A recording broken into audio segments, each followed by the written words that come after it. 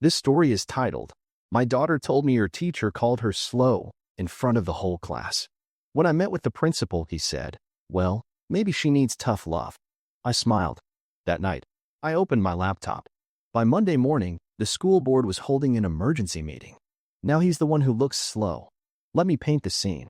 I'm a 38-year-old single dad with the energy of a raccoon in a coffee shop and the wardrobe of someone who never really recovered from the hoodie era. My daughter? Abby, 10F, walking definition of marches to her own beat. She still thinks it's hilarious to name all her math word problem characters Sir Poops a lot. And honestly, I support that kind of innovation. She's smart, not loud smart. Not gold star on the board, teacher's pet smart. She's the kind of smart that takes its time. The kid who will stare out the window for 10 minutes and then drop some galaxy brain question about wormholes or why the moon doesn't fall on us. She builds elaborate Lego cities with working drawbridges and glue guns, everything that isn't nailed down. But yeah, she's not fast in the way schools like. Enter the villain of our story, Mr. Peckham, 5th grade teacher. Balding in a deeply personal way, with that permanent sour look like he smells burnt toast in disappointment every morning. I'd met him once during a rushed parent-teacher night where he talked about accountability like he'd invented the concept, then proceeded to ignore Abby's art portfolio because we don't grade creativity. Whatever. I kept my head down. Abby didn't complain much. Until last Thursday. We're eating dinner, red. I'm nuking frozen lasagna and she's peeling string cheese into molecular strands like it's science class, when she says, super casual. So today, Mr. Peckham called me slow. I blink. Like, in front of the class? She nods. Doesn't even flinch. Like she's already accepted this as just normal. My heart did that thing where it drops and spikes at the same time. Like grief and rage playing tug-of-war with your arteries. I asked her to tell me exactly what happened. Turns out, they were doing some speed math thing, because nothing says quality education like turning multiplication into a gladiator sport, and she was the last one to finish. So Mr. Peckham, in front of 24 other kids, said, "Maybe Abby's just a little slow," followed by laughter. Laughter. I didn't rage. I didn't scream. I didn't march down to the school that night and flip a desk, although, God, I wanted to. I just said, "Thanks for telling me," kissed her forehead, and smiled.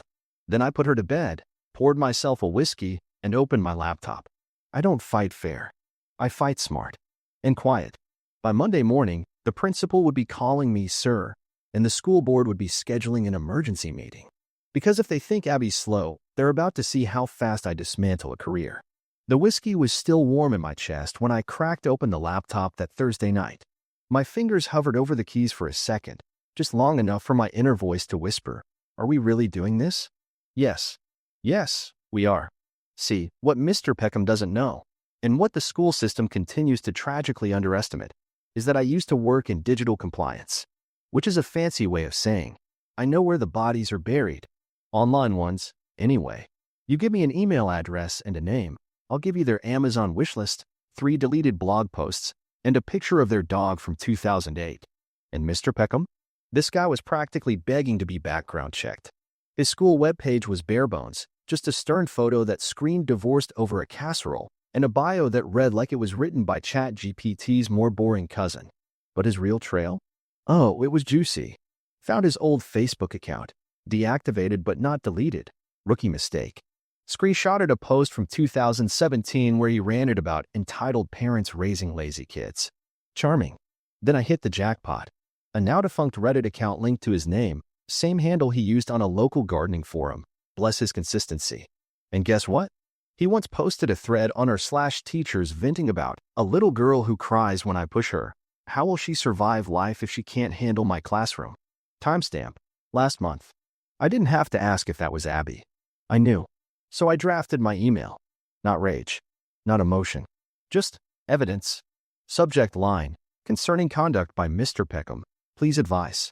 Attachments. Screenshots of the Reddit post, the Facebook rant, and a typed transcript of Abby's story, with a note that I'd recorded her with consent because yes, I'm that kind of prepared. CC'd the principal, the superintendent, the school board, and because I'm petty, a few key members of the PDA, including one I knew was a gossip shark in yoga pants. Sent it at 11:54 p.m. By 7:13 a.m. the next morning, my phone rang. Principal Martinez. "Mr. Langston," he said, voice brittle. We received your email. Would you be available for a meeting today? I told him I was extremely available. Now here's the thing about these types of people, the bureaucratic types, they rely on intimidation through professionalism. They expect you to show up flustered, emotional, unprepared.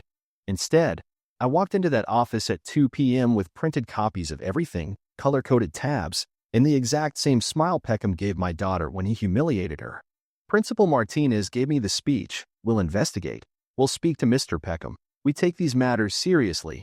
Blah, blah, blah. Then he said the line that lit the fuse.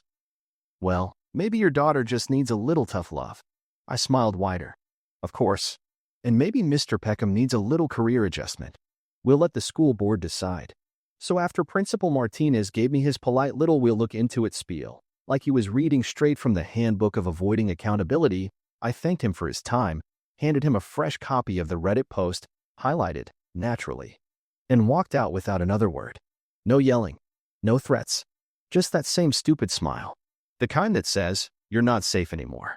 And I haven't even opened my second coffee yet. I barely made it to the parking lot before my phone buzzed. New email.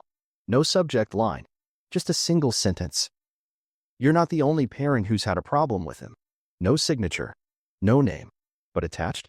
A full-page PDF of a complaint submitted last year formally through the school's internal reporting system. A different student. A different grade. Same MO. Public humiliation. Sarcasm disguised as tough love. Zero consequences. That kid had an IEP on file. Guess what Peckham told the mom during a parent meeting? I think you're enabling his laziness. It took every molecule of restraint in my body not to turn my car around and walk back into that office holding the damn printout like a flaming sword. Instead, I forwarded it to the school board. No commentary. Just the document, the timeline, and one line. This appears to be a pattern. By Monday, I had 5 more messages in my inbox from other parents. One mom whose daughter started developing anxiety attacks after being called spacey during group reading. A dad whose son was told, in front of the class, you'll never survive middle school with that attitude. And another whose kid was nicknamed Nap Time by Peckham because he daydreamed during lessons. So I did what anyone with a working printer, a righteous grudge, and a stack of evidence would do. I made a binder. Labeled it Concerning Behavior, Mr. R. Peckham. In bold, laminated font. Teachers love binders, right? Then I emailed the PTA president. Friendly message. Polite tone. Just wanted to share some concerns before next month's meeting. Attached? Everything. That was Friday. By Sunday night, the PTA group chat was on fire. My daughter's friend's mom sent me a screenshot. One line from one of the other moms, in all caps. Why are we just hearing about this now? I smiled. Because now it wasn't just my kid. Now it was our kids. And if there's one thing you don't mess with in a suburban school district, it's a group of caffeine-fueled moms with printable PDFs and access to Facebook. By Monday morning, Peckham walked into school like he could feel the shift in the air. Parents were whispering. Teachers weren't making eye contact. Someone had taken his classroom door nameplate and flipped it upside down. By 10:06 a.m., an emergency school board meeting was announced. So Monday afternoon, every parent in the district gets the email. Subject: Emergency School Board Meeting, Staff Conduct, which is their sanitized way of saying, oh crap, someone actually followed through. It was scheduled for Tuesday night, 6:30 sharp, in the multipurpose room. That's code 4, the cafeteria that smells like expired Lunchables and bad decisions. I show up 20 minutes early and still barely find a seat. Every folding chair is filled, and the standing crowd is 2 rows deep. Even the janitor looked nervous. You could taste the tension in the air, like pre-thunderstorm static and bad coffee breath. And sitting at the front, trying very hard to act calm, Principal Martinez, looking like a man who deeply regrets every career decision he's ever made. And next to him, in his wrinkled department store tie, was Mr. Peckham, real-time wilting, sweating through his pit-stained button-down. He looked like someone who just realized the iceberg was personal. When the meeting started, they tried the usual PR nonsense. Martinez opened with some bureaucratic throat-clearing. We're here to address recent concerns regarding staff behavior, and we appreciate the community's patience while we conduct an internal review. Translation: please let this blow over before someone calls the news. Then they opened the floor for public comment. And oh my God, it was glorious. First up, PTA President Marcia. Hair freshly curled, blouse starched to hell, voice like a kindergarten teacher on Judgment Day. She read from a printed statement, quoted 3 different parents, brought up the IEP violations, referred to Mr. Peckham as chronically unprofessional with the tone of someone who's tasted blood and liked it. Next, a mom I didn't recognize, shaking with fury as she told the room how her son begged not to go to school because Mr. Peckham said he reads like a baby. Third, me. I stood, walked to the mic, held up my binder like it was the damn Constitution. I'd like to submit these documents into the board's official review, I said, and made a point to lock eyes with Peckham.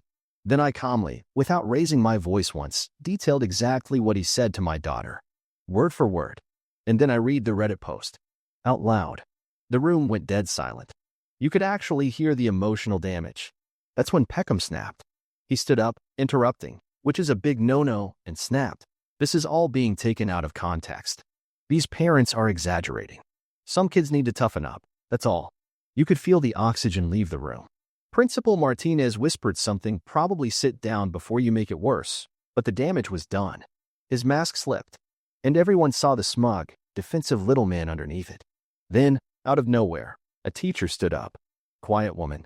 Ms. Danner. Teaches 4th grade. Always looks like she's 2 bad days away from early retirement.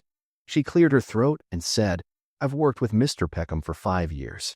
I've reported him twice. Nothing changed. I'm glad it's finally public. The gas that went through the room? Oh man, that was the kill shot. So the meeting ended in chaos, as all the best ones do. People shouting. Phones out. Peckham stormed out so fast he left his binder behind. I may or may not have flipped it open. It was empty, just a few line pages, one of which literally said, talking points, deny, deflect. Real original.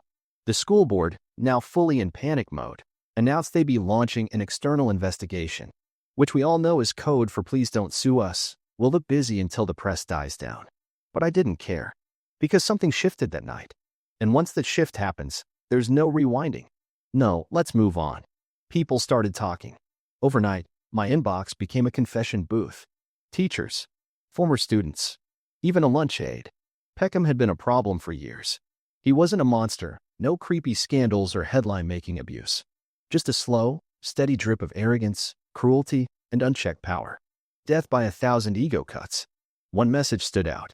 It came from a school counselor, well, former counselor. No name, no return email. Just a message sent through a burner contact form I'd set up during the Reddit leak. I was warned not to push too hard when it came to Peckham. I filed 2 reports. Both were buried. I was told he had tenure and that making waves could impact my position. Eventually, I quit. But I saved copies of everything. Let me know if you want them. Let me know if I want them. I nearly tripped over myself typing yes. Dear God, yes. They sent a folder that night. Password protected. Labeled simply, the file. Inside? Gold. Pure, flaming, gasoline-soaked gold. 3 formal complaints. Dated. Stamped. One signed by Ms. Danner, the 4th grade teacher who stood up at the meeting. Another from a student teacher who said Peckham created a hostile learning environment and mocked her for babying the special ed kids. That one hurt to read. Even worse? Each complaint had a signature at the bottom under, reviewed by Principal R. Martinez, followed by the exact same phrase, no further action required at this time. Oh, so now he was part of the rot. And look, maybe he thought he was protecting his staff. Maybe he was just tired and trying to keep the boat from rocking. But in doing so, he became the damn anchor. I sent the file to the school board. Anonymously. Just a Dropbox link, with the title. Thought you might want to see what was already buried. But I didn't stop there. Because the next day, I got a knock on my front door. It was Ms. Danner. Sweater. Glasses. Eyes that had seen too much. She didn't waste time. I heard you got the file, she said. I just wanted you to know. There's something else. To take him down? She shook her head. To take Martinez down too. Ms. Danner didn't sit down. She didn't ask for coffee. She just stood in my doorway like some kind of tired guardian angel holding a flash drive and a vendetta. He covered for Peckham more than once, she said. But that's not even the half of it. The flash drive? Full of internal emails. Not the public complaint system, the buried stuff. The real chatter. Screenshots of messages between Principal Martinez and the district HR lead. Subject lines like issue resolved, off record, and parental overreaction, document and dismiss. Danner said she got access before she quit. She was going to let it go. Move on. But seeing me speak up, that changed something. I thought I was alone, she said. I looked her in the eye and told her what I knew was true. You were, but not anymore. I didn't wait. I sent the drive to the school board chair personally, this time with my name on it. 2 hours later, I got a call. Private number. The voice on the line introduced herself as District Superintendent Corinne Ellis, a woman who probably hasn't taken a full breath since the PDA found out about gluten-free lunch inconsistencies in 2018. She was calm. Too calm. We'd like to meet, she said. In person. Not adversarial. Just a conversation. Red flag, but sure. Let's have a conversation. We met in her office the next morning. Neutral colors. Fake plants. A stack of untouched teacher appreciation mugs on a bookshelf that might as well have been labeled decorative guilt. She smiled like someone who smiles through root canals. I want to start by thanking you, she said, for your advocacy on behalf of your daughter and the community. Parents like you keep us accountable. Translation, you lit a fire under our asses and now we're scrambling for a hose. Then came the real pitch. We're considering some personnel adjustments, she said, meaning Peckham was toast, and Martinez might get reassigned to a role where he couldn't hurt anyone but his Outlook calendar. But we also want to avoid unnecessary fallout, she added. The press doesn't always tell the full story. So if we move swiftly and quietly, we hope you'll respect that. There it was. The offer. Take the win. Let it go. Be the good parent who plays ball. They were trying to hand me a trophy and politely shove me off the stage. But I didn't come this far for a whisper. And Abby sure as hell didn't cry herself to sleep over being called slow, just so Martinez could land a job in another zip code. So I smiled back and said, here's what I want. A public apology. From Peckham. In writing. Sent to every parent. A formal censure of Martinez. On record. Mandatory training for all staff on student-centered learning and trauma-informed care. In a town hall meeting, public, open mic, no time limits. Her smile didn't reach her eyes anymore. I'll have to discuss that with the board. Cool, I said. You've got 48 hours. Or I go to the press. Turns out, when you send a district superintendent a polite threat with timestamps and community support behind you, they don't wait 48 hours. They responded in 36. Email from Superintendent Ellis hit my inbox like a white flag with bullet points. Peckham placed on immediate administrative leave pending termination. Martinez to be officially investigated for misconduct and procedural negligence. Public town hall scheduled for Thursday night in the gymnasium. We appreciate your discretion. Right. I posted the news in the parents' Facebook group because that place moves faster than CNN during a scandal, and it exploded in minutes. Parents, teachers, even a few older students commenting things like, I knew that guy was a jerk, and my kid cried in his class too. Thursday night hit like a Netflix finale. The gym was standing room only. Bleachers packed. Mic at center court.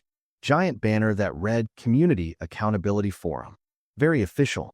Very much not something they'd ever planned to do before we started rattling cages. I got there early. So did Ms. Danner. She wore pearls and looked like she hadn't slept in days, but damn if she didn't carry herself like royalty. I nodded. She nodded. We were ready. Then Martinez walked in. No suit. No smile. Just a hunched guy in a bad jacket trying to look invisible. He took a seat near the side exit like he might bolt at any moment. Peckham arrived 10 minutes later, flanked by some union rep with a nervous twitch. The man looked like week-old milk, curdled, cold, and sour. He wouldn't make eye contact with anyone. Superintendent Ellis opened the meeting with a speech that said everything and nothing at once. The usual. We take these matters seriously. We're here to listen. Tonight is about healing. Then she opened the floor. The first 3 speakers were parents. Calm, focused, ruthless in the way only moms with receipts can be. Then a kid spoke. A 7th grader who had Peckham 2 years ago, voice shaking, clutching a folded paper. He said I was stupid because I used my fingers for multiplication, the kid said. After that, I stopped raising my hand. Silence. Absolute silence. Peckham stood up suddenly, like he couldn't hold it anymore. This is getting blown out of proportion, he snapped. I was trying to prepare them for the real world. Kids are too soft now. You can't coddle them forever. Gasps. One woman in the back straight up booed. Ellis leaned into the mic, face like a tombstone. Mr. Peckham, please sit down. You are here as an observer, not a participant. That was it. The crack. The public implosion. Martinez tried to quietly leave midway through the next speech. He didn't make it. Got cornered by a parent with a copy of the file and the fury of 10 years of PDA bake sales. She read every email line by line. By the time I stood to speak, there was nothing left to prove. I looked at Peckham, looked at Martinez, then said, "My daughter still flinches when someone calls her name in class. That wasn't preparation. That was damage. And we're not here to repair your reputations. We're here to protect our kids from people like you." I sat down to applause. Peckham didn't look up again. The fallout was swift and satisfying. Within a week, Mr. Peckham was officially terminated. The board's public statement used a lot of words: inappropriate conduct, breach of professional standards, pattern of behavior. But they all boiled down to one beautiful truth. He's done.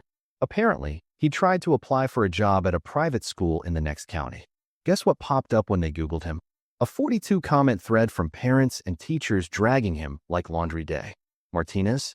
Reassigned to an administrative support role somewhere in the bowels of the district office. Translation: he's a glorified email sorter until his contract quietly ends next spring. No more students. No more excuses. Superintendent Ellis, to her credit, followed through. Staff training got overhauled. A parent advisory board was formed, with real voting power this time. And I was asked to join. I said no, because I didn't fight this hard to end up on a committee with free cookies and no spine. I had something better in mind. The night after the town hall, Abby and I were sitting on the floor of our living room. She was building a cardboard castle. No instructions, just pure chaos architecture. And I was watching her like I always do when the world goes quiet enough to remember what matters. "Dad," she said suddenly, "do you think I'm slow?" I swear, my heart cracked in half. "No, baby," I said. "I think you're brilliant. You just think in spirals instead of straight lines." She grinned. Like a galaxy. Exactly like a galaxy. That night, I opened a new browser tab, created a GoFundMe, called it the Galaxy Brain Fund. A $500 annual scholarship for any fifth grader in the district who's ever been called slow, distracted, lazy, or anything else that made them feel like they weren't enough. I seeded it with the money I was going to use to redo the kitchen. Abby said she didn't mind. "Microwave mac and cheese is elite," she told me. Within 2 weeks, the fund hit $15,000. Turns out, a lot of people have kids like Abby. Turns out, a lot of people were kids like Abby. The school board announced it during an assembly. They asked me to come speak. I declined again. I told them the only words that needed to be said were Abby's. So she stood on that stage, holding a note card in hands that didn't shake, and said, "Just because someone finishes last doesn't mean they're behind. Sometimes it means they're building something better." Applause. Real. Loud. Long. Peckham wasn't there to hear it. But I hope he saw the article. I hope he read the quote. I hope he finally understood just how far slow can go when it's raised with love and fire. We drove home that day with the windows down. Abby told me she wanted to be an inventor, then a comic book writer, then maybe a teacher, a good one, she said. I smiled and said she could be whatever the hell she wanted. Because she's not slow. She's unstoppable.